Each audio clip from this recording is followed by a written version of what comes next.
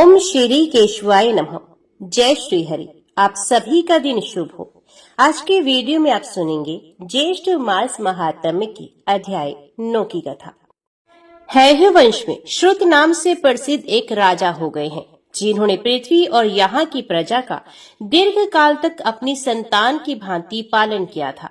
उनके पुत्र शंख हुए, जो समस्त गुणों के निधि और सब शास्त्रों में कुशल थे। उन्होंने पृथ्वी का न्याय पूर्वक शासन किया। कमल के समान नेत्रों वाले जगदीश्वर भगवान विष्णु में राजा शंख की निश्चल एवं अनन्य भक्ति थी। उन्होंने दृढ़ निश्चय पूर्वक अद्भुत महिमा वाले देवाधिदेव जगतपति अनन्य पुरुषोत्तम का सदैव ध्यान करते हुए नाना प्रकार के व्रत, दान और पुण्य किए तथा वेदों के द्वारा जानने योग्य भगवान मधुसूदन की प्रीति के लिए ही अश्वमेध आदि यज्ञों का अनुष्ठान किया। भक्तवत्सल केशव में मन लगाकर वे प्रतिदिन गोविंद का स्मरण, अविनाशी अच्युत का जप, कमल नयन विष्णु का पूजन तथा शारंग धनुषधारी श्रीहरि का कीर्तन करते थे। पुराण के विद्वानों द्वारा कही जाने वाली पवित्र भगवत कथाओं को, जो संसार समुद्र से पार उतारने वाली हैं, वे सदैव सुना करते थे। भगवत प्रीति के लिए ही ब्राह्मणों की पूजा अर्चना करते थे। इस प्रकार सर्वथा अविराम गति से श्री हरि की आराधना में संलग्न होने पर भी राजा शंख ने परम स्वतंत्र भगवान पुरुषोत्तम का कभी प्रत्यक्ष दर्शन नहीं पाया। भगवान का दर्शन न पाने से उनका हृदय शोक से व्याकुल हो गया और वे बड़ी चिंता को प्राप्त हुए। शंख बोले, मैंने बीते हुए सहस्राधिक जन्मों में बहुत बड़ा पाप किया है, जिसके कारण आज तक मुझे भगवान विष्णु का दर्शन प्राप्त नहीं हुआ है।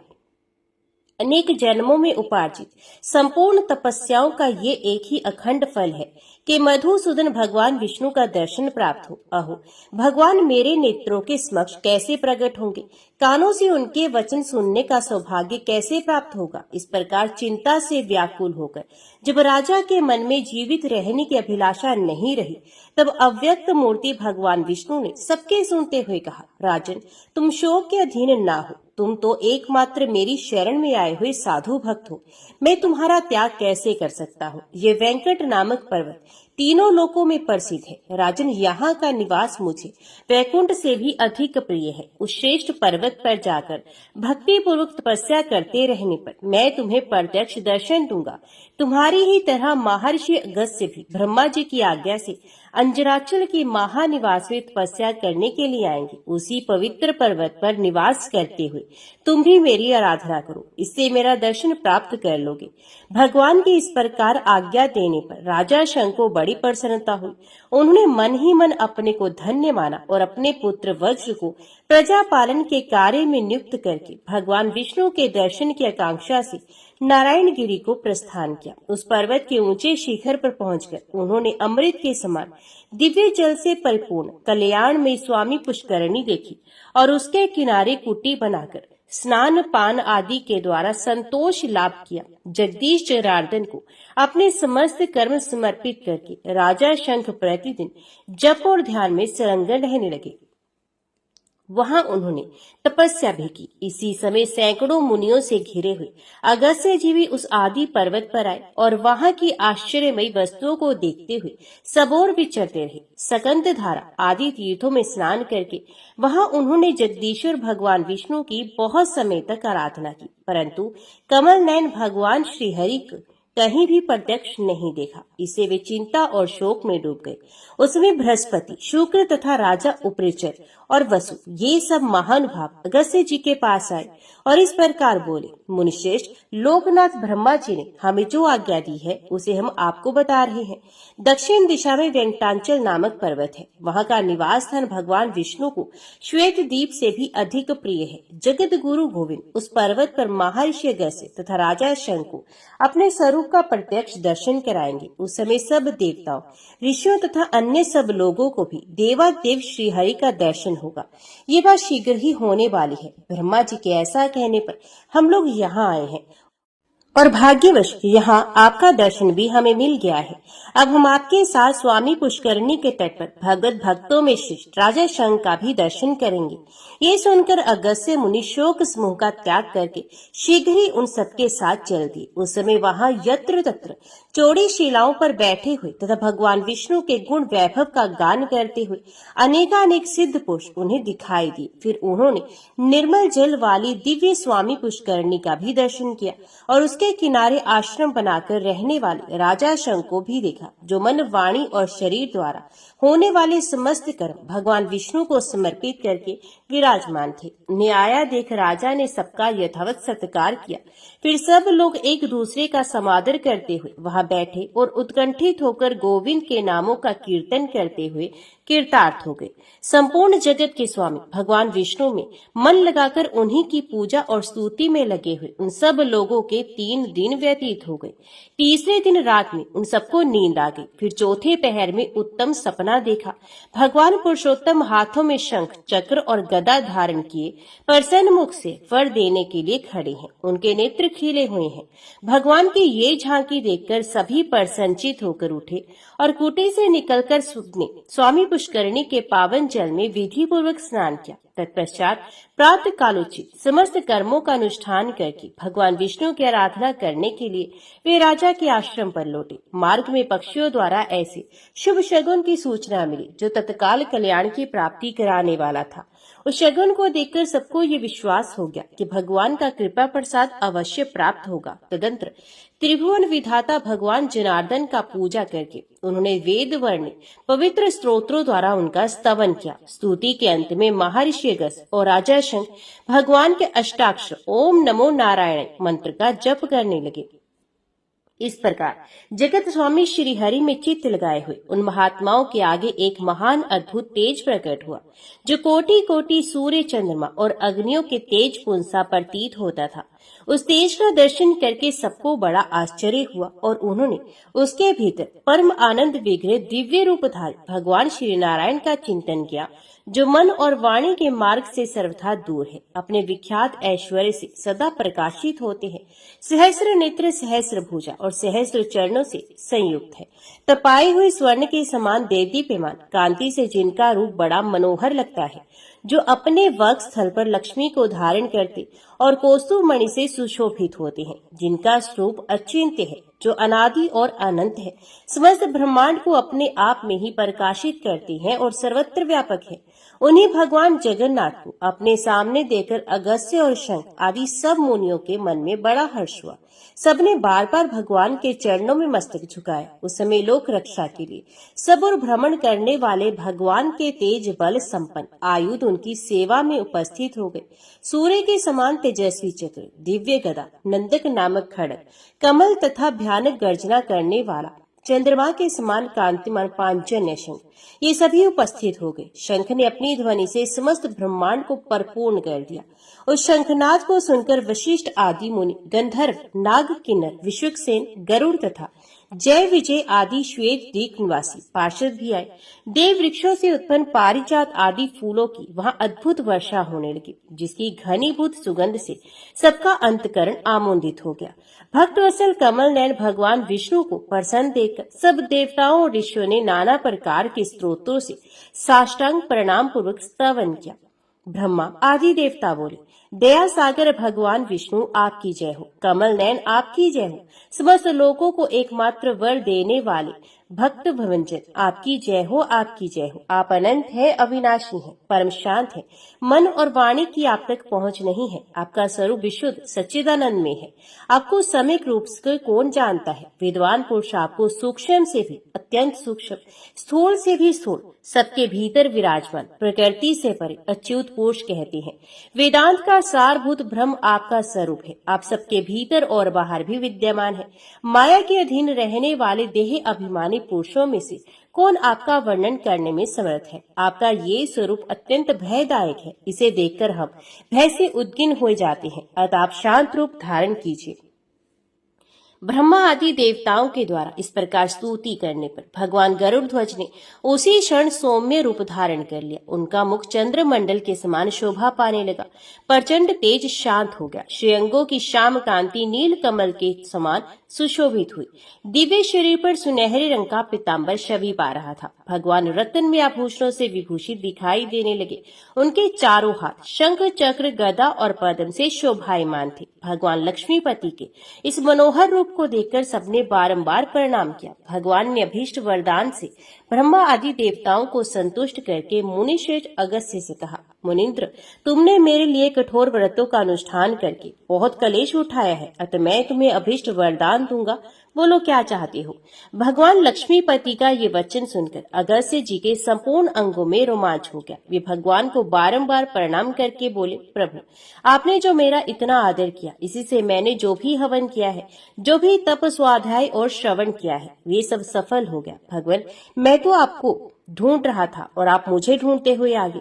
आपकी कृपा से मैं सब कुछ पहले से ही पा गया हूँ। माधव, इस समय बहुत सोचने विचारने पर भी मुझे ऐसी कोई वस्तु दिखाई नहीं देती जो प्राप्त करने योग्य हो। अतः आपके चरणार विंदों में निरंतर ऐसी ही भक्ति बनी रहे, यही कृपा कीजिए। स्वर्ण मुखरी नदी के जल में स्नान करके जो लोग वेटांचल पर विराजमान आपका दर्शन करें, वे भोग और मोक्ष के ही भागी हों। भगवान, थोड़ी आयु वाले अज्ञानी मनुष्य व्रत स्वाध्याय और कर्मों द्वारा आपका दर्शन नहीं कर सकते। अतः आप सब पर कृपा करने के लिए सदैव उस पर्वत पर निवास कीजिए और सबको मनोवांछित वरदान प्रदान कीजिए।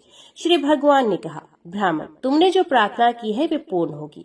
आज से वैकुंठ नाम वाले इस पर्वत पर मैं सदा निवास करूंगा। स्वर्ण मुखरी नदी के जल में स्नान करके अपने पाप पंख को धोकर जो लोग एकाग्र से इस वैकुंठ शैल पर मेरा दर्शन करेंगे, वे पूर्ण आवर्ती से रहत तथा केवल परम आनंद से प्रकाशमान मेरे परम धाम को प्राप्त होंगे। जो मनुष्य जिन कामनाओं की अपेक्षा से यहाँ आकर मेरा दर्शन करेंगे, वे उन कामनाओं को निस्संदेह प्राप्त कर लेंगे। अगस्त्य मुनि से ऐसा कहकर भगवान विष्णु ने राजा शंख की ओर देखा और ब्रह्मा आदि के सुनते हुए राजा से कहा, राजन, मैं तुम्हारी भक्ति से बहुत संतुष्ट हूँ। तुम कोई मनोवांछित वर मांगो। शंख बोले, भगवान, आपके चरण कमलों की सेवा के अतिरिक्त दूसरा मैं कुछ नहीं मांगता। आपके भक्त जिस गति को पाते हैं, उसी उत्तम गति के लिए मैं भी याचना करता हूँ। श्री भगवान ने कहा, शंख, तुमने जो कुछ मांगा है वे सब उसी रूप में प्राप्त होगा। मेरी सेवा में लगे रहने वाले कल्याण में पुरुषों के लिए कौन सी वस्तु दुर्लभ है। तदंतर ब्रह्मा आदि सब देवताओं को विदा करके भगवान कमल नयन विष्णु वहीं अंतर ध्यान हो गए। ये वेटांचल का प्रभाव सबको बताया गया। इस पावन कथा को श्रवण करके सब मनुष्य पापों से मुक्त हो जाते हैं। ब्रह्मांड में भगवान वेंकटेश्वर के समान दूसरा कोई देवता ना तो हुआ है, ना ही कोई होगा, और वेंकटाचल के समान कोई तीर्थ स्थान ना हुआ है, ना ही होगा। स्वामी तीर्थ के समान सरोवर अन्यंत्र कहीं नहीं है। जो मनुष्य प्रतिदिन प्रातः काल उठकर भगवान वेंकटेश्वर का स्मरण करते हैं, मोक्ष उनके हाथ में होता है।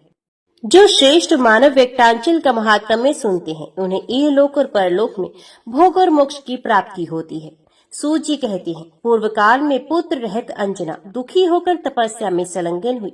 उसे देखकर मुनियों में श्रेष्ठ विष्णु भक्त मातंग जी ने कहा, अंजना देवी उठो, तुम किस लिए तपस्या में लगी हो। अंजना ने कहा, मुनि श्रेष्ठ, केशरी नामक श्रेष्ठ वानर ने मेरे पिता से मेरे लिए याचना की है।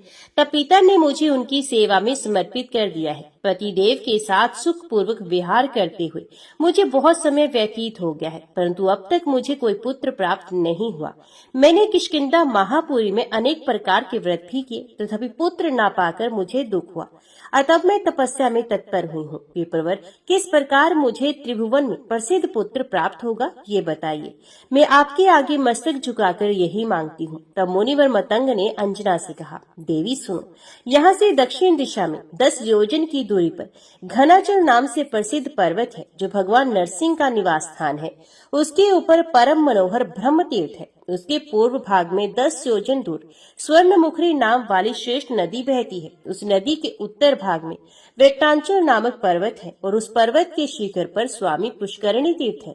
वहां जाकर उसके शुभ जल का दर्शन करते ही तुम्हारा मन पवित्र हो जाएगा। उसमें विधि पूर्वक स्नान करके वहां स्वामी को प्रणाम करो और भगवान वेंकटेश्वर को नमस्कार करके स्वामी तीर्थ के उत्तर में जाओ। वहां आकाशगंगा नाम से प्रसिद्ध एक तीर्थ शोभा पाता है। उसमें संकल्प पूर्वक विधिवत स्नान करके उसके शुभ जल को पी लेना, फिर उस तीर्थ के सामने खड़ी हो वायुदेव की प्रसन्नता के उद्देश्य से तपस्या करना। ऐसा करने से तुम्हें देवता, राक्षस, ब्राह्मण, मनुष्य तथा अस्त्र शस्त्रों से भी अवध्य पुत्र प्राप्त होगा। मुनि के ऐसा कहने पर अंजना देवी ने उन्हें बारंबार प्रणाम किया और पति को साथ लेकर वे शीघ्र ही वेकटांचल पर्वत पर चली गई। वहां स्वामी पुष्करणी में नहाकर उसने वराह स्वामी को प्रणाम किया और भगवान वेंकटेश्वर के चरणों में भी मस्तक झुकाया। तत्पश्चात वे शीघ्र ही आकाश गंगा के तट पर गए और उसमें नहाकर उसके उत्तम जल को पीकर उसी के तट पर तीर्थ की ओर मुख करके खड़ी हो प्राण स्वरूप वायु देवता की प्रसन्नता के लिए संयम एवं व्रत का पालन करती हुई तपस्या करने लगी।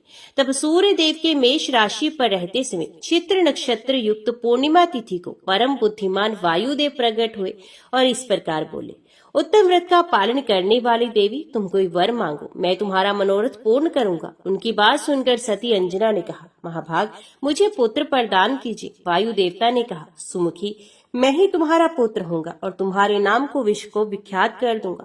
अंजना को ऐसा वरदान देकर महाबली वायु वहीं रहने लगे और अंजना देवी भी वही वरदान पाकर अपने पति के साथ बहुत प्रसन्न हुई। पूर्व काल में त्रिशंकु नाम से प्रसिद्ध एक सूर्यवंशी राजा थे। वे महर्षि वशिष्ठ के शिष्य थे और सदा यज्ञ याग आदि किया करते थे। उन्हें प्रजा का पुत्र की भांति पालन किया था। एक दिन राजसभा में बैठे हुए मुनिवर वशिष्ठ जी से राजा ने विनय पूर्वक कहा, भगवान, अब मैं ऐसे यज्ञ के द्वारा भगवान की आराधना करना चाहता हूँ जिससे इस शरीर के साथ ही स्वर्गलोक में शीघ्र जाना संभव हो सके। वशिष्ठ जी ने कहा, राजन, ऐसा कोई यज्ञ नहीं जिसके द्वारा इसी शरीर से मनुष्य स्वर्ग में जा सके। स्वयंभू ब्रह्मा जी ने जिन अग्निष्टोम आदि यज्ञों का प्रतिपादन किया है, उनके करने पर भी दूसरे ही शरीर से स्वर्ग की प्राप्ति होती है। त्रिशंकु बोले, प्रभु, यदि इसी शरीर से स्वर्ग की प्राप्ति कराने वाला यज्ञ आप मुझसे नहीं करा सकते, तो मैं किसी दूसरे ब्राह्मण को आचार्य बनाकर उसे यज्ञ का अनुष्ठान करूंगा।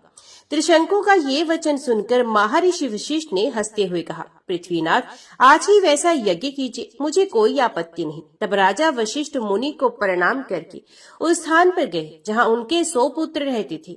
उनके सामने भी राजा ने अपना वही प्रयोजन रखा। तब उन्होंने भी वही उत्तर दिया जो वशिष्ठ जी ने कहा था। ये सुनकर राजा ने पुनः उनसे कहा, गुरुपुत्रो, आपके पिताजी इस समय मुझे सशरीर स्वर्ग भेजने में असमर्थ हो गए हैं, अतः मैंने उनको छोड़ दिया है। अब मेरे पुरोहित वे नहीं रहे। यदि आप लोग भी मुझसे वैसा यज्ञ नहीं कराएंगे तो आपको भी छोड़कर मैं शीघ्र दूसरे पुरोहित का वरण करूंगा। ये सुनकर वे सभी गुरुपुत्र कुपित हो गए और कठोर वाणी में बोले, पापी, तूने हितैषी गुरु का त्याग किया है, इसलिए तू सब लोगों के द्वारा निंदित चांडाल हो जा। उनका ये वाक्य पूरा होते ही राजा त्रिशंकु उसी क्षण विकृत एवं विकराल शरीरधारी चांडाल हो गए। अपने को विकृत चांडाल के रूप में देखकर राजा को बड़ी लज्जा हुई। वे बहुत दुखी होकर इधर उधर घूमने लगे और सोचने लगे, क्या करूं, कहाँ जाऊं, किस प्रकार मुझे शांति मिलेगी। मैं जलती हुई आग में समा जाऊं अथवा विष खा लूं, किस उपाय से आज मेरी मृत्यु हो जाए। ऐसे घृणित शरीर के द्वारा उन स्त्रियों को मैं कैसे देखूंगा जिनके साथ ऐसे दिव्य शरीर से क्रीड़ा की है। इस प्रकार शोक करते हुए राजा ने रात्रि के समय अपने नगर में प्रवेश किया तथा राजद्वार पर ठहरकर मंत्रियों सहित पुत्र को बुलाकर शाप संबंधी सब बातें बताई। दूर खड़े हुए राजा का ये वचन सुनकर वे मंत्री और पुत्र भी शोक मगन हो रोने लगे। तब राजा ने मंत्रियों से कहा, यदि मेरे प्रति तुम्हारे हृदय में अविचल भक्ति भाव हो तो अब मेरे पुत्र का मंत्री तब स्वीकार करो। मेरा ज्येष्ठ पुत्र हरिश्चंद्र मुझे बहुत ही प्रिय है, अतः शांतचित्त होकर इसी को मेरे स्थान पर यथासंभव शीघ्र राजा बनाओ। मैं तो अब अपने संकल्प को पूरा करूंगा, या तो इसी प्रयत्न में प्राण दे दूंगा या सदैव स्वर्गलोक में जाऊंगा। ऐसा कहकर त्रिशंकु वन में चले गए और मंत्रियों ने उनके पुत्र को राज सिंहासन पर बिठा दिया। तदंतर त्रिशंकु ने ये निश्चय किया कि इस समय त्रिलोकी में विश्वामित्र मुनि को छोड़कर दूसरा कोई ऐसा नहीं जो मुझे इस भयंकर दुख से बचा सके। ऐसा विचार कर उन्होंने कुरुक्षेत्र को प्रस्थान किया। वहां पहुंचकर वे विश्वामित्र का आश्रम ढूंढने लगे। इतने में ही दूर से उन्हें काले धुएं का पुंज दिखाई दिया और जल का स्पर्श करके आती हुई शीतल वायु ने उनकी सारी थकावट दूर कर दी। इसे जलाशय और आश्रम का अनुमान करके वे जल्दी जल्दी चलने लगे। थोड़ी ही देर में नदी के तट पर एक मनोहर आश्रम दृष्टिगोचर हुआ, जो सब ओर से फूले फले वृक्षों द्वारा घिरा हुआ था। वहां नेवले सर्पों के, उल्लू कौवे के, बिलाव चूहों के और व्याघ्र नाना प्रकार के मृगों के साथ खेल रहे थे। उस आश्रम पर पहुंचकर त्रिशंकु ने तपस्या के निधान विश्वामित्र मुनि को देखा। उनका दर्शन करके दूर खड़े हो अपने नाम का परिचय देते हुए उन्होंने मुनि को साष्टांग प्रणाम किया और कहा, विप्रवर, मैं शाप से छूटने के लिए संपूर्ण जगत के मित्र महर्षि विश्वामित्र की शरण में आया हूँ। विश्वामित्र जी बोले, राजन, तुम तो वशिष्ठ जी के यजमान हो। वशिष्ठ अथवा उनके पुत्रों को ही तुम्हारा यज्ञ कराना चाहिए, फिर उन्होंने तुम्हें शाप क्यों दे दिया? तुमने उनका क्या अपराध किया था? त्रिशंकु ने कहा, मुनि, मैंने वशिष्ठ जी से ऐसा यज्ञ कराने के लिए प्रार्थना की थी जिसके द्वारा मेरा इसी शरीर से स्वर्गलोक में जाना हो सके। मेरी प्रार्थना सुनकर उन्होंने उत्तर दिया, राजन, ऐसा कोई यज्ञ नहीं जिसे देहांतर ग्रहण किए बिना इसी शरीर से स्वर्गलोक में जाया जा सके। इस पर मैंने उनसे कहा, यदि आप किसी उत्तम यज्ञ के प्रभाव से मुझे इस शरीर के साथ ही स्वर्गलोक में नहीं पहुंचाएंगे तो मैं आज ही अपने इस उद्देश्य की सिद्धि के लिए किसी दूसरे ब्राह्मण को अपना पुरोहित बनाऊंगा। मेरा ये विचार जानकर वे बोले, जिसे तुम्हारा भला हो वे करो। तब मैंने उनके पुत्रों के पास जाकर वशिष्ठ जी के साथ की हुई सारी बातें कह सुनाई। इस पर उन सब ने मुझे शाप देकर चांडाल की दशा में पहुंचा दिया। मुनीश्वर, तब मैंने मन ही मन आपका स्मरण किया और बहुत दूर से बड़ी भारी आशा लगाकर आपके पास यहाँ कुरुक्षेत्र में आया हूँ। मुने, आपके लिए त्रिलोकी में कुछ भी असाध्य नहीं है, अतः आप मुझे दुखियों के दुख निवारण का कोई उपाय कीजिए। त्रिशंकु की बात सुनकर विश्वामित्र जी ने कहा, राजन, मैं तुमसे वैसा यज्ञ कराऊंगा जिसे क्षण भर में तुम स्वर्गलोक में चले जाओगे। आओ मेरे साथ तीर्थ यात्रा के लिए चलो, जिसे चांडालता से मुक्त होकर यज्ञ करने के योग्य हो जाओ। योग कहकर विश्वामित्र जी त्रिशंकु को अपने पीछे पीछे आने का आदेश दे तीर्थ यात्रा के लिए चले गए और महात्मा के साथ तीर्थों में विचरते हुए त्रिशंकु का बहुत समय बीत गया, किंतु वे पाप और चंडाल तब से छुटकारा ना पा सके। क्रमश यात्रा करते हुए दोनों आबू के समीप आ गए। उस पर्वत पर चढ़कर उन्होंने पाप नाश कर अचलेश्वर का दर्शन किया। मंदिर से निकलने पर वही मुनिश्रेष्ठ मार्कंडेय जी से भेंट हो गई।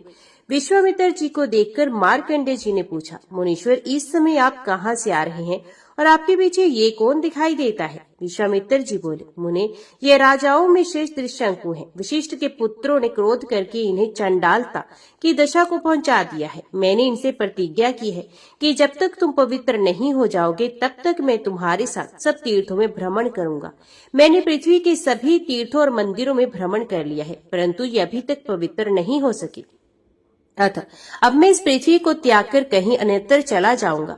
मार्कंडेय जी ने कहा, मुनि, यदि ऐसा है तो आप इस पृथ्वी को त्याग कर कहीं न जाइएगा। इस पर्वत पे नृत्यकोण में अनर्त देश के भीतर एक स्थान है जहाँ श्रेष्ठ देवताओं ने पहले स्वर्ण में शिवलिंग की स्थापना की थी। पाताल में जो हाटकेश्वर लिंग प्रसिद्ध है, उसी के नाम पर इस शिवलिंग को भी लोक में हाटकेश्वर कहती हैं। विश्रेष्ठ वही पाताल गंगा का जल है जो रसातल से प्रकट हुआ है।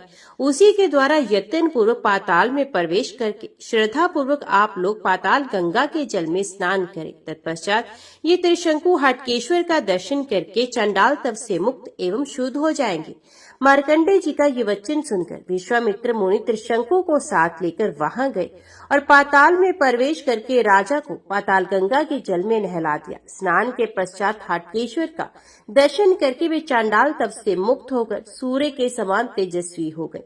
निष्पाप होकर त्रिशंकु ने मुनिवर विश्वामित्र को प्रणाम किया और मुनि बोले, राजेंद्र, सौभाग्य की बात है जो तुम इस समय चांडाल तप से छुटकारा पा गए। मित्र, तुम्हारे लिए मैं स्वयं ब्रह्मा जी के पास जाकर प्रार्थना करूंगा, वे तुम्हारे यज्ञ में यज्ञ भाग ग्रहण करें। अब जब तक मैं ब्रह्मलोक से आता हूँ तब तक तुम यज्ञ के सब सामान यही मंगवा लो। राजा ने बहुत अच्छा कहकर मुनि की आज्ञा स्वीकार की। तभी ब्रह्मा जी के समीप जा उन्हें प्रणाम करके बोले, पर पितामह, मैं राजा त्रिशंकु के द्वारा इस संकल्प से यज्ञ कराऊंगा कि वे मनुष्य शरीर से ही आपके लोक में जा सके। अतः शिव, विष्णु आदि सब देवताओं के साथ यज्ञ मंडप में पधारे। ब्रह्मा जी ने कहा, ब्राह्मण, देहांतर ग्रहण किए बिना केवल यज्ञ क्रम से स्वर्ग की प्राप्ति नहीं हो सकती। हम सब देवताओं के मुख अग्नि है। वेदोक्त विधि से भली भांति आहुति देने पर हम सब लोग यज्ञ में अपना भाग ग्रहण करेंगे। अतः राजा अग्निमुख में ही आहुति दे, फिर उस यज्ञ के प्रसाद से देह त्याग के पश्चात वे अवश्य ही स्वर्ग प्राप्त कर सकती हैं। ब्रह्मा जी का वचन सुनकर विश्वामित्र जी बोले, अच्छा, तो आप मेरी तपस्या का बल देखिए। मैं त्रिशंकु से विधिवत दक्षिणा युक्त यज्ञ कराकर उसी के द्वारा उन्हें यहाँ ले आऊंगा। ऐसा कहकर विश्वामित्र जी पृथ्वी पर लौट गए और महात्मा त्रिशंकु के यज्ञ को संपन्न करने की चेष्टा में संलग्न हो गए। यज्ञ प्रारंभ करने के लिए योग्य शुभ समय आने पर उसी श्रेष्ठ वन में उन्होंने वेदों के पारंगत ब्राह्मणों को बुलाकर राजा को यज्ञ की दीक्षा दी। उस यज्ञ में वे स्वयं ही अधर्वर्ग हुए, शांडिल्य मुनि होता के पद पर प्रतिष्ठित हुए। महर्षि गौतम को ब्रह्मा का पद प्राप्त हुआ। मित्रावरुण कर्म में महर्षि च्यवन अग्निद्र बनाए गए।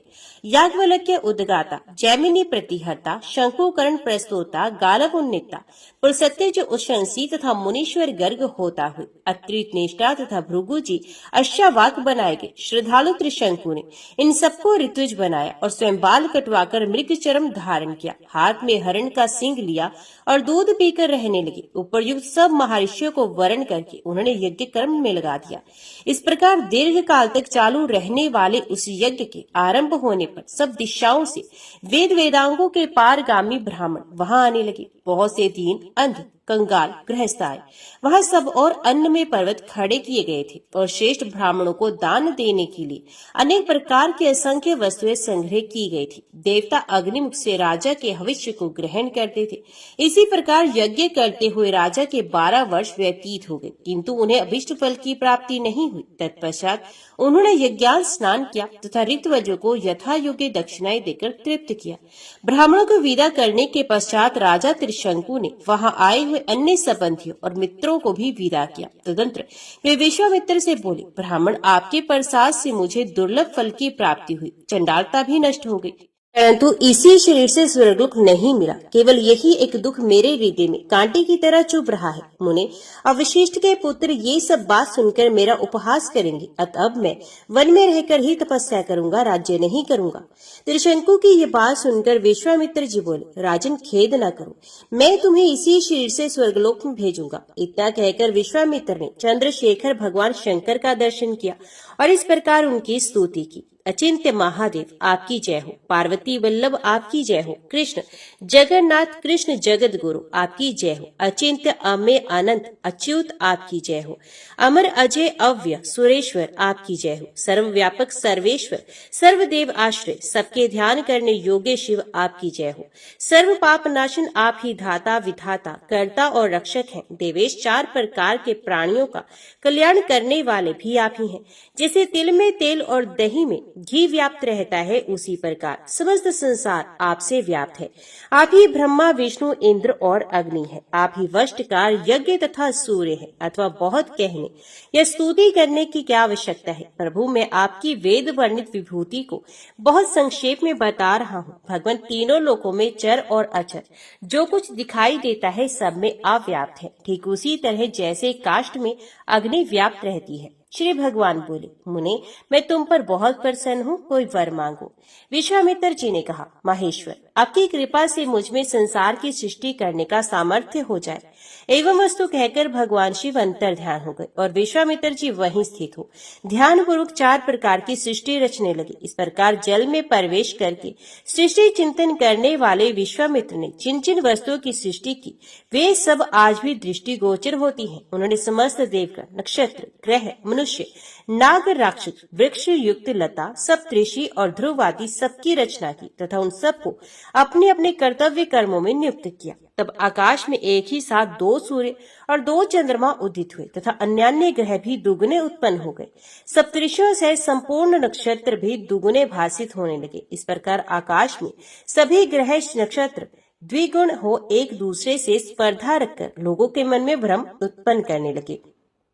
ये देख इंद्र सब देवताओं के साथ ब्रह्मा जी के पास गए और प्रणाम करके बोले, सुश्रेष्ठ, इस समय विश्वामित्र जी की सृष्टि रचना प्रारंभ हो गई है, अतः जब तक उनकी सृष्टि से ये संपूर्ण विश्व व्याप्त न हो जाए तब तक ही आप स्वयं जाकर उन्हें रोकिए। तब ब्रह्मा जी मुनिवर विश्वामित्र के पास गए और इस प्रकार बोले, ब्रह्म ऋषि, तुम मेरे कहने से सृष्टि रचना का कार्य बंद कर दो। विश्वामित्र जी बोले, यदि राजा त्रिशंकु इसी शरीर से आपके लोक में चले जाएं, तो मैं ये नई सृष्टि नहीं करूंगा। ब्रह्मा जी ने कहा, मुनीश्वर, मुझे स्वीकार है, ये राजा त्रिशंकु इसी शरीर से मेरे साथ स्वर्गलोक में चले, तुम सृष्टि रचना से मुक्त हो जाओ। ऐसा कहकर ब्रह्मा जी त्रिशंकु को साथ लेकर चले गए और महर्षि विश्वामित्र जी हर्ष में भरकर वहीं टिके रहे। तब से लेकर स्थान तीनों लोकों में उत्तम तीर्थ के रूप में विख्यात हुआ, जो धर्म, अर्थ, काम और मोक्ष चारों पुरुषार्थों के देने वाले हैं। जो मनुष्य श्रद्धा युक्त चित्त से यहाँ रहकर मृत्यु को प्राप्त होता है, वे पापचारी हो तो भी मोक्ष को प्राप्त करता है। कीट, पक्षी, पतंग, पशु और मृग आदि जितने जंतु हैं, वे भी वहां मरने पर निश्चय ही भगवान शिव के लोक में जाते हैं। जो श्रद्धा से पवित्र किए हुए मन के द्वारा वहां स्नान करते हैं, वे स्वर्गलोक में जाते हैं। तदंतर विश्वामित्र मुनि ने उस तीर्थ का उत्तम महात्म्य देखकर कुरुक्षेत्र छोड़कर वहीं निवास किया तथा अन्यान्य शांत स्वभाव वाले मुनि भी दूसरे तीर्थों का त्याग कर बहुत दूर दूर से वहां आ गए और वहीं आश्रम बनाकर रहने लगे। इस प्रकार उस तीर्थ के प्रभाव से सब मनुष्य स्वर्ग को जाने लगे। तब कोई भी न यज्ञ करता था, न व्रत, न दान देता था, न दूसरे किसी तीर्थ का सेवन ही करता था।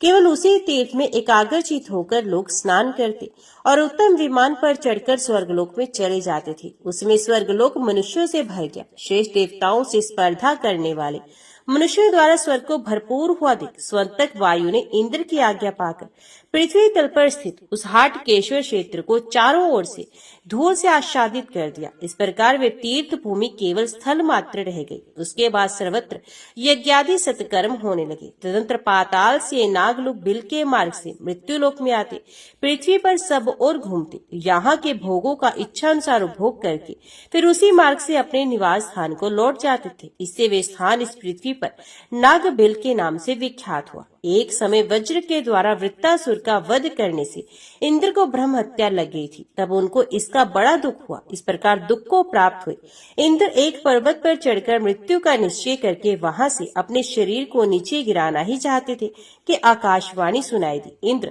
ऐसा दुस्साहस मत करो। इस पातक से शुद्ध होने के लिए सावधान होकर उपाय सुनो। हाटकेश्वर क्षेत्र में जहाँ भगवान शिव स्वयं विराजमान है, वहां जाओ और वहां जिस बिल के मार्ग से नाग लोग इस पृथ्वी पर आते जाते हैं, उसी मार्ग से तुम भी पाताल में प्रवेश करो और वहां पाताल गंगा में स्नान करके हटकेश्वर महादेव की पूजा करो। इससे तुम अवश्य पाप से मुक्त हो जाओगे। यह आकाशवाणी सुनकर इंद्र शीघ्र ही उस क्षेत्र में गए और नागबिल के मार्ग से पाताल में प्रवेश करके वहां की गंगा में स्नान किया। स्नान के पश्चात हाटकेश्वर लिंग का पूजन किया।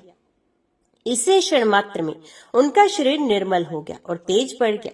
इसी समय ब्रह्मा, विष्णु आदि सब देवता वहां आए और अत्यंत प्रसन्न हो पाप मुक्त इंद्र से इस प्रकार बोले, देवराज, तुम ब्रह्म हत्या से मुक्त होकर परम पवित्र हो गए हो, अतः आओ हम साथ ही स्वर्गलोक को चलते हैं। तदंतर सब देवता स्वर्गलोक को चले गए।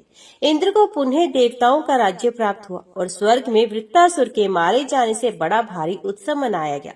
जो कोई मनुष्य एकाग्रचित हो भक्ति पूर्वक इस प्रसंग का कीर्तन और श्रवण करता है, वे जरा मृत्यु से रहित परम धाम को प्राप्त करता है। तदंतर देवगुरु बृहस्पति जी ने इंद्र से कहा, देवराज, पृथ्वी पर हिमालय नाम से विख्यात एक पर्वत है। उसके 3 पुत्र हैं, मैनाक, नंदी वर्धन और रक्तशृंग। उनमें से तीसरे पुत्र रक्तशृंग को ले आओ और उसी के द्वारा नागलोक के इस बिल को भर दो। बृहस्पति जी का ये वचन सुनकर इंद्र हिमालय पर्वत पर गए और वहां उन्होंने हिमाचल से उनके पुत्र को मांगा। हिमाचल ने उनकी आज्ञा शिरोधार्य की और पुत्र को उनको साथ जाने की आज्ञा दी थी। तब रत्शृंग बोला, पिताजी, मेरे दोनों पंख इन्हीं इंद्र ने काट डाले हैं, अतः अब मुझे यहाँ से जाने की शक्ति नहीं है। ये मुझे ले जाने का विचार छोड़कर कोई दूसरा उपाय करे। इंद्र बोले, मैं तुम्हें अपने हाथ पर रखकर ले चलूंगा। वहां भी तुम्हारे ऊपर हरे भरे शोभा संपन्न वृक्ष उत्पन्न होंगे। तुम्हारे सब और पुण्य तीर्थ एवं देव मंदिर बनेंगे, मुनियों के आश्रम बनेंगे। उस भूमि में पापी पुरुष भी तुम्हारा दर्शन पाकर तृप्त हो जाएंगे। इसलिए तुम मेरे साथ शीघ्र चले चलो। यदि अनाकानी करोगे तो इस वज्र से तुम्हारे सैकड़ों टुकड़े कर दूंगा। इंद्र की ये बात सुनकर रक्तशृंग डर गया और सहसा वहां जाकर उस नागबिल में घुस गया। इस प्रकार हिमवान कुमार रक्तशृंग को उस बिल पर बिठाकर इंद्र ने कहा, तुम मुझसे कोई वर ग्रहण करो। तो पर्वत बोला, देवेश्वर, मेरे लिए यही वरदान है कि मुझ पर आप संतुष्ट हैं। मैं आपके प्रसाद से सुखी हूँ। इंद्र बोले, स्वप्न अवस्था में भी मेरा दर्शन व्यर्थ नहीं जाता, फिर साक्षात दर्शन होने पर कैसे निरर्थक होगा। रक्तशृंग ने कहा, देवराज, यदि आप मुझे वर देना ही चाहते हैं तो यही वर दे कि मेरा संपूर्ण ऐश्वर्य सदा ब्राह्मणों के ही काम आए। इंद्र बोले, चमत्कार नाम से विख्यात एक राजा होंगे जो तुम्हारे शिखर पर ब्राह्मणों के रहने के लिए एक नगर स्थापित करेंगे। उस नगर में वेद वेदांगों के पारगामी विद्वान ब्राह्मण प्रसन्नता पूर्वक रहकर तुम्हारे संपूर्ण ऐश्वर्य का उपभोग करेंगे तथा चैत्र कृष्ण चतुर्दशी को मैं स्वयं तुम्हारे शिखर पर आकर हटकेश्वर नाम से प्रसिद्ध भगवान शिव की पूजा अर्चना करूंगा। इससे त्रिलोक में तुम्हारे प्रभाव का विस्तार होगा। अच्छा, अब मैं स्वर्ग को जाऊंगा, तुम्हारा कल्याण हो। ऐसा कहकर देवराज इंद्र स्वर्ग में चले गए तथा रक्तशृंग उस नागबिल को ढककर स्थित हुआ। उसे शिखर पर मुख्य मुख्य तीर्थ और मंदिर स्थापित हो गए और मुनियों के भी बहुत से आश्रम बन गए। इसी समय अनर्थ देश के राजा चमत्कार वहां वन में दुष्ट मृगों का शिकार खेलने के लिए आए। उन्होंने देखा कुछ दूर पर एक वृक्ष के नीचे एक मृगी स्थिर होकर खड़ी है और निर्भय होकर अपने बच्चे को दूध पिला रही है। उसे देखकर राजा ने कान तक धनुष को खींचा और उसके मर्म स्थान पर बाण का प्रहार किया। उस बाण के घायल होकर वे मृगी व्यथा से पीड़ित हो चारों ओर देखने लगी। इतने में ही थोड़ी दूर पर धनुष धारण किए राजा को देखकर उसने कहा, राजन, ये तुमने बड़ा अनुचित कार्य किया, जो कि छोटे बच्चे की माता मुझ दीन हरिणी का वध किया।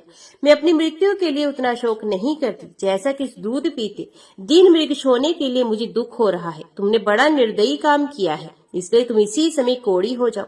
राजा बोले, शिकार खेलना तो राजाओं का धर्म है, अतः अपने धर्म में तत्पर हो। मुझे निर्दोष को तुझे शाप नहीं देना चाहिए। मृगी बोली, भोपाल, तुम्हारा कहना ठीक है, परंतु शिकार में भी शत्रुओं के लिए ये विधान है कि जो सोया है मैथुन में आसक्त है, बच्चे को दूध पिला रहा है या स्वयं जल पीता हो, ऐसे हिंसक पशु का वध न करे। उसका वध करने पर मनुष्य पाप से लिप्त होता है, इसलिए मैंने तुझे शाप दिया है। ऐसा कहकर व्यथा से पीड़ित हुई मृगी ने अपने प्राणों को त्याग दिया और राजा चमत्कार भी कोड़ी हो गए। अपने शरीर को कोड़ युक्त देखकर दुखी हुए राजा ने सेवकों को बुलाकर कहा, अब मैं तब तक तपस्या और भगवान शिव की पूजा करूंगा जब तक कि मेरे इस कुष्ठ रोग का सर्वथा नाश न हो जाए। ऐसा कहकर उन्होंने अपने सभी सेवकों को विदा कर दिया। तदंतर राजा चमत्कार तपस्या में तत्पर हो भिक्षा अन्न का नियमित आहार करते हुए प्रभास आदि संपूर्ण क्षेत्रों में भ्रमण करने लगे, परंतु उन्हें कहीं कोई ऐसा मंत्र औषधि या तीर्थ नहीं प्राप्त हुआ जिसे उनके रोग का भलीभांति निवारण हो। इससे राजा के मन में बड़ा वैराग्य हुआ और वे अपने मन और बुद्धि को वश में करके उस पुण्य क्षेत्र में अकेले रहने लगे। वे अपने आप गिरे हुए सूखे पत्ते चबाते और रात में भूमि पर सोते। मद और अहंकार तो उन्हें छू भी नहीं पाए थे। तदंतर कुछ काल के बाद उन्होंने तीर्थ यात्रा के लिए जाने वाले बहुत से श्रेष्ठ ब्राह्मणों को देखा और उन सबको विनीत भाव से प्रणाम करके कहा, विप्रवरों, मैं अनर्थ देश का सूर्यवंशी राजा हूँ। मेरा नाम चमत्कार है। इस समय मेरे सारे शरीर में कोढ़ फैल गई है। क्या यहाँ ऐसा कोई देव या मानवीय उपाय है जिससे मेरा कुष्ठ रोग शांत हो जाए? यदि है तो आप लोग मुझ पर कृपा कर बताएं।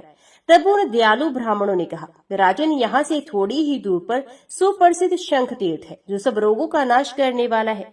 जो मनुष्य रोगग्रस्त, काने, अंधे, मूर्ख, किसी अंग से हीन या अधिक अंग वाले, क्रूप और विकृत मुख वाले हैं, वे भी चैत्र मास के कृष्ण पक्ष की चैत्र पूर्णिमा को चित्रा नक्षत्र के योग में वहां स्नान करके उपवास करने पर उसी क्षण रोग से रहित हो जाते हैं। राजा ने पूछा, विप्रवरों, शंख तीर्थ का ज्ञान मुझे जैसे हो उसकी उत्पत्ति किस प्रकार हुई, ये सब आप लोग विस्तार पूर्वक बताइए। राजन, पूर्व काल में इस पृथ्वी पर लिखित नाम से प्रसिद्ध एक श्रेष्ठ मुनि रहते थे। वे शंडिल मुनि के पुत्र थे। उनके छोटे भाई का नाम शंख था। शंख भी अपने बड़े भाई की भांति धर्मशास्त्र के ज्ञाता थे और कंद मूल फल का आहार करते हुए सदैव तपस्या में संलग्न रहते थे। एक दिन शंख भूख से अत्यंत पीड़ित होकर लिखित के आश्रम पर गए। महात्मा लिखित का आश्रम सूना था, तो भी ये फल अपने ही हैं, ऐसा मानकर शंख ने बहुत से फल तोड़े और उन्हें खा लिया। इसी समय लिखित अपने शिष्य के साथ वहां आए और शंख को फल लिए हुए देखकर क्रोधपूर्वक बोले, तुमने मेरे दिए बिना ही ये फल कैसे ले लिए? क्या तुम ये नहीं समझते कि इस प्रकार की बिना पूछे लेने से चोरी रूप दोष से बंद जाना पड़ता है? शंख बोले, द्विश्रेष्ठ, आपने जो कुछ कहा वे सत्य है। मैंने आपके सुने आश्रम में ये फल लिए हैं, अतः मेरे लिए चोरी का उचित दंड दीजिए, जिससे मेरा इहलोक और परलोक दोनों सुखद हो। तब लिखित ने उसी क्षण अपने भाई शंख के दोनों हाथ कटवा दिए। हाथ कट जाने पर शंख अपने आश्रम में लौट आए। वहां उन्होंने पुनः बड़ी घोर तपस्या की। इससे संतुष्ट होकर महादेव जी ने उन्हें प्रत्यक्ष दर्शन दिया और कहा, ब्राह्मण, तो मनोवांछित वर मांगो। तो शंख बोले, देव, मेरे दोनों हाथ पुण्य पूर्वत हो जाए और ये तीर्थ मेरे नाम से प्रसिद्ध हो। जो कोई अंगहीन, अधिकांग तथा रोगग्रस्त यहाँ स्नान करे कि शीघ्र ही फिर से नवीन हो जाए, नूतन निर्दोष शरीर प्राप्त कर ले। भगवान शिव ने कहा, विप्रेंद्र, आज से ये तीर्थ तुम्हारे नाम से विख्यात होगा। चैत्र मास के शुक्ल पक्ष में जब चंद्रमा चित्रा नक्षत्र पर स्थित हो, उस समय जो कोई न्यूनांग या अधिकांग मनुष्य भी यहाँ स्नान करेगा, वे स्वर्ण के समान गौर और सर्वांग सुंदर हो जाएगा। उस दिन वहाँ श्राद्ध करने से पितृलोक उत्तम तृप्ति को प्राप्त करेंगे। विप्रवर, आज चैत्र मास का शुक्ल पक्ष है। आज तीसरे पहर चंद्रमा का चित्रा नक्षत्र से योग हो जाएगा। उस समय उपवास पूर्वक भली भांति स्नान करने पर तुम्हारे दोनों हाथ तत्काल पूर्वक सुंदर रूप से युक्त हो जाएंगे। ऐसा कहकर भगवान शिव अंतर्ध्यान हो गए और शंख मुनि ने दिन के तीसरे पहर में स्नान किया। स्नान करते ही उनके दोनों हाथ पूर्वत हो गए। राजन, इसलिए तुम भी चैत्र शुक्ल पक्ष में जब चंद्रमा चित्रा नक्षत्र पर स्थित हो, उस तीर्थ में स्नान करो। इससे तुम सब रोगों से मुक्त हो जाओगे। इसमें तनिक भी संशय नहीं। इस तीर्थ के लिए जो समय और योग बताया गया है, उसके प्राप्त होने पर हम साथ चलकर तुमको उस तीर्थ का दर्शन कराएंगे। तदंतर कुछ दिनों के बाद चैत्र शुक्ल पक्ष आया और चित्रा नक्षत्र में चंद्रमा के योग से युक्त चतुर्दशी तिथि प्राप्त हुई। तब वे राजा के हितैषी ब्राह्मण उन्हें साथ लेकर उसी समय शंख तीर्थ में गए। वहां राजा ने अपने मन में कुष्ठ रोग के नाश का संकल्प लेकर बड़ी श्रद्धा भक्ति से विधि पूर्वक स्नान किया। स्नान करते ही वे कुष्ठ रोग से मुक्त एवं तेजस्वी हो गए। बड़े हर्ष के साथ तीर्थ के जल से बाहर निकले। फिर उन ब्राह्मणों को प्रणाम करके राजा ने हाथ जोड़कर कहा, विप्रवरों, आप लोगों के प्रसाद से ही मैं इस कुष्ठ रोग से मुक्त हुआ हूँ। अब मैं राज्य नहीं करूंगा। इसी तीर्थ में रहकर सदा उत्तम तप करूंगा। ये राज्य, देश, हाथी, घोड़ा तथा और जो भी कुछ वैभव मेरे अधीन है, वे सब मुझ पर अनुग्रह करने के लिए ही कृपा पूर्वक आप लोग ग्रहण करें। ब्राह्मण बोले, राजन, हम लोग राज्य की रक्षा करने में असमर्थ हैं। फिर उसे लेने से क्या लाभ हुआ, जिसे राज्य में बड़ा भारी विपल्प मच जाए।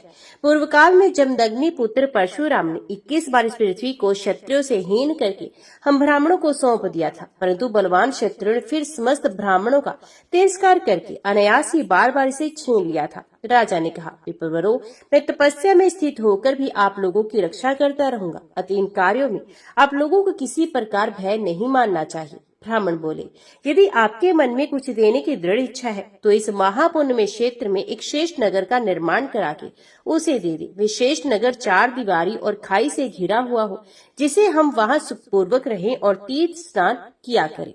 हम सब लोग सदा वेदों के स्वाध्याय में तत्पर और गृहस्थ धर्म का पालन करने वाले हैं, अतः हमें ग्रह की आवश्यकता है। ये सुनकर राजा ने बहुत अच्छा कहकर उनकी आज्ञा स्वीकार की और उस स्थान में एक बहुत बड़े नगर का निर्माण कराया।